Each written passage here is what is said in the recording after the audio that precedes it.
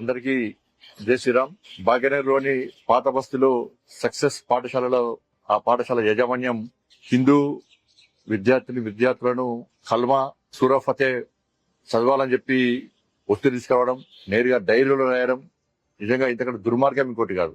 వాళ్ళ పాఠశాలలో అన్ని మతాలకు సంబంధించిన విద్యార్థులు విద్యను అభ్యసిస్తూ ఉంటారు. పాఠశాలలో విద్యార్థులకు క్వాలిటీ విద్యను అందించాలి. వాళ్ళ దేశానికి ఉపయోగపడే విధంగా, సమాజానికి ఉపయోగపడే విధంగా విద్యార్థులను తయారు చేయాల్సిన ఆలోచన ఉండాల్సిన యాజమాన్యం దానికి విరుద్ధంగా వారి యొక్క మత విశ్వాసాలను, వారి యొక్క మతం ఆచార వ్యవహారాలను ఇతర మతస్థులకు సంబంధించినటువంటి విద్యార్థుల మీద ఒత్తిడి తీసుకురావడం నిజంగా ఇంతకంటే దుర్మార్గం ఇంకోటి కాదు. ఇవాళ ఎవరు చూసి ఈ విధంగా బరిదగించి ఇతర మతాలకు సంబంధించిన విద్యా సంస్థలు రెచ్చిపోతున్నాయో ఒక్కసారి ఆలోచించాల్సిన అవసరం ఉంది. పాత బస్సు ఎవరి జాగిరి కాదు, ఎవరి తాతాసి కాదు, ఎవరి ప్రాంతం కాదు. ఈ పక్క పాత బస్సు హిందువులది. ఇవాళ మస్జిద్ పార్టీ యొక్క అండదండలు ఉన్నాయని చెప్పి ఒక ఆలోచనతోని ఈ విధంగా ఇస్లామిక్ సంబంధించినటువంటి ఇస్లాం మతానికి సంబంధించిన యాజమాన్యాలు ఇలా హిందూ విద్యార్థులను వేధించడం, బలవంతంగా వారి మత విశ్వాసాలను పాటించే విధంగా ఒత్తిడి తీసుకురావడం నిజంగా సిగ్గుచేటనే విషయం. రంజాన్ సందర్భంగా వాళ్ళు ప్రత్యేకంగా ఉపవాస దీక్షలు వేయడానికి కానీ నమాజ్ చేసుకోవడానికి ప్రత్యేకమైన వెసులుబాటు కనిపిస్తారు.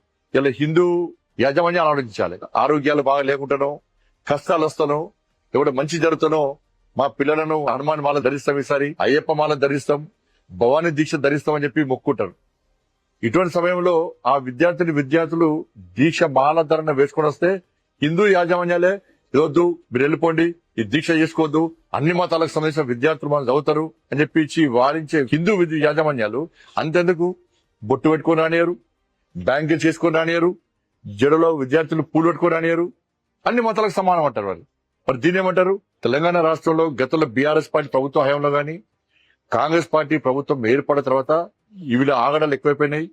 వీళ్ళు హిందూ సమాజాన్ని కించపరిచే విధంగా వివరిస్తున్నారు, హిందూ ధర్మాన్ని హేళన చేసే విధంగా వివరిస్తున్నారు, హిందూ సమాజాన్ని చీల్చే విధంగా వివరిస్తున్నారు.